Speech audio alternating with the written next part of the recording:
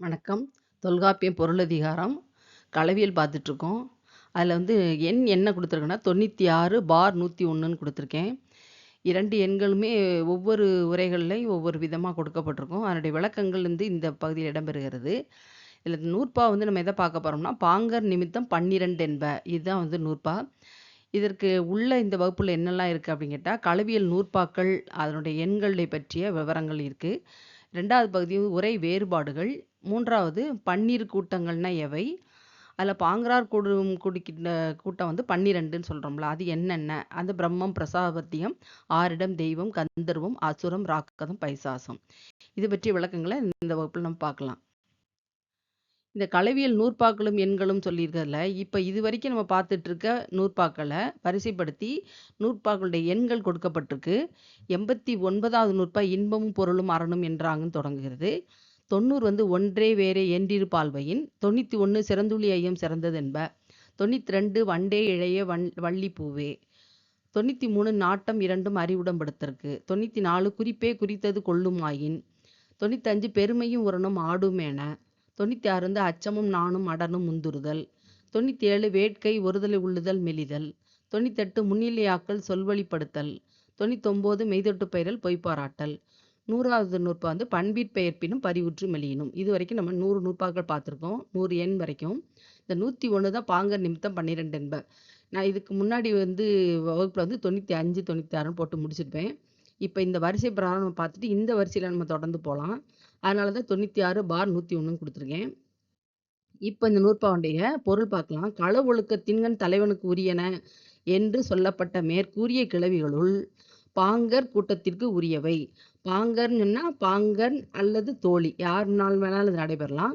இத்துணை எனவும் அவை இருவகை கூட்டத்திற்கும் ஏதுக்கலாம். ஏதுக்கள்னா காரணங்கள் ஆகும் என்று சொல்றார். அதாவது இதுல என்ன நம்ம பார்க்க போறோம்னா, பாங்கன் என்று சொல்லப்படுகின்ற தோழன் அல்லது நண்பனால் நடைபெறக்கூடிய தலைவன் தலைவியினுடைய கூட்டம் அல்லது களவானது 12 வகையில் நிகழும். 12 காரணங்களால் நிகழும். ஏதுக்குன்னா காரணம்.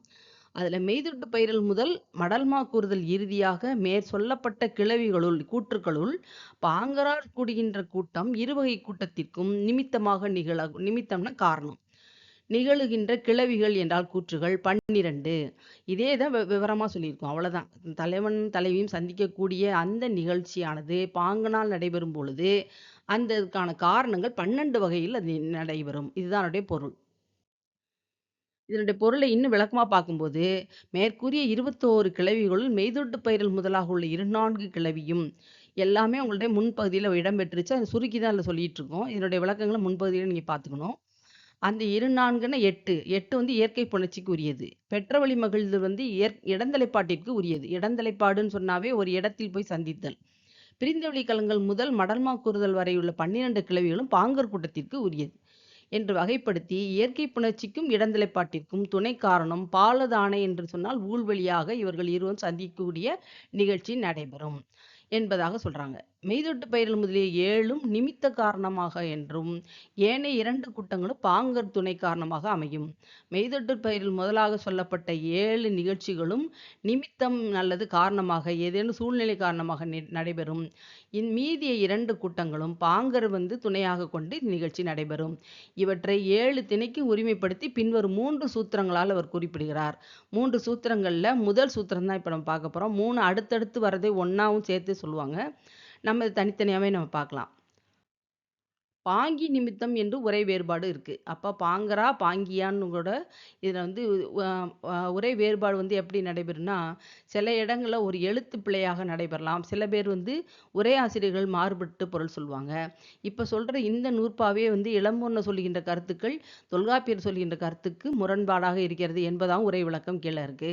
நம்ம முழுக்க நுட்பமாக பார்க்கறதா இருந்தா தான் அது போகணும். மேலோட்டமா பார்க்கறதா இருந்தா இந்த பாங்க நிமித்தம் என்பது என்னன்னு தான் பார்க்க போறோம்.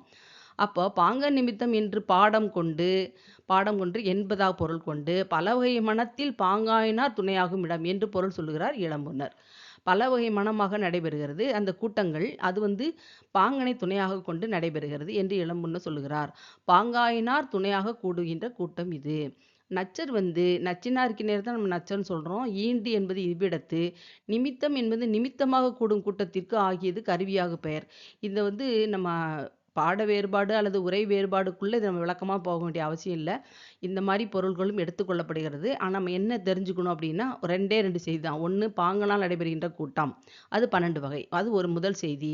2வது நிமித்தம்னா காரணங்கள் என்பதாக நம்ம தெரிஞ்சுக்கலாம்.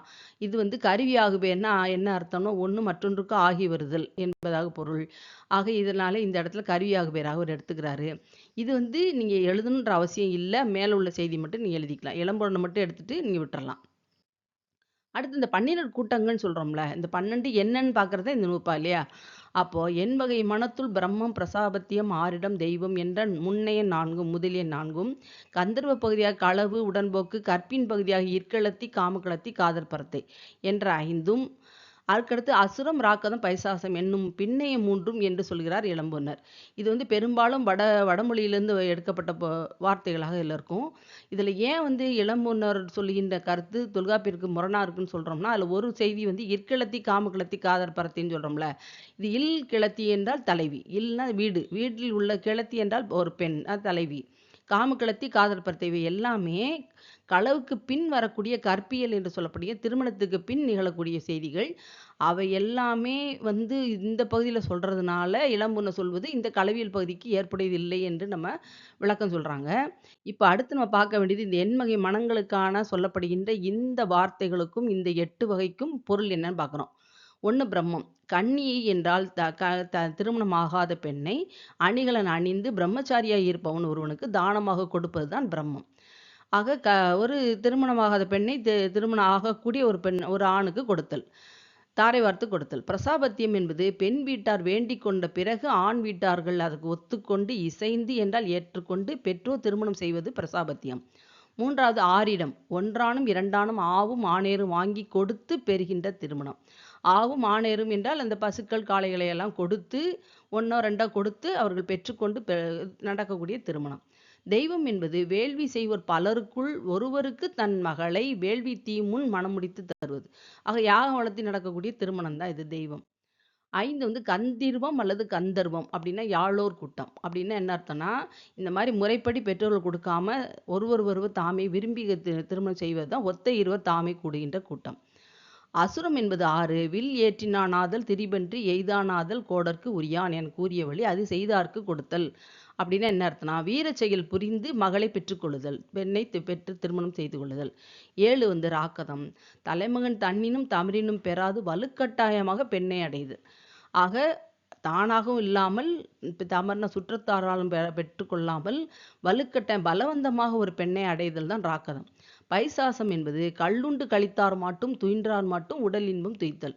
அது நம்மளுக்கே தெரியுது. மது அருந்திய பிறகு அவர்கள் உடல் இன்பத்தை பெற்றுக்கொள்வதுதான் இந்த பைசாசம் என்பதாக இந்த எண்வகை மனங்கள் சொல்லப்படுகிறது. தொடர்ந்து 2 நூற்பாக்களும் சேர்ந்து தான் மொத்த நூற்பா வரும். நான் வந்து தனித்தனியா உங்களுக்கு பிரித்து சொல்லியிருக்கேன். தொடர்ந்து நீங்க படிங்க. படிச்சுட்டு நான் பல வகுப்புல சொல்ற மாரி ஏதேனும் சில கமெண்ட்ஸ்ன்னு சொல்லப்படுகின்ற ரிப்ளை எழுதுனீங்கன்னா, எல்லாருமே எழுதுனா ஏதாவது தவறா நினைப்பாங்களோ அப்படின்லாம் நினைக்க தேவையில்ல. வகுப்பு புரியுது, புரியலன்னு கூட நீங்க எழுதலாம். அதனால ஒண்ணும் ஆகப்போறதில்ல. நீங்க எழுதுவது எனக்கு வந்து எங்கேயோ இருந்து பாடம் நடத்தக்கூடிய என்னை போன்ற ஆசிரியர்களுக்கு அது உதவியா இருக்கும். படிக்கக்கூடிய மாணவர்களுக்கும் அது பயனுடையதாக இருக்கும். தொடர்ந்து பார்ப்போம்.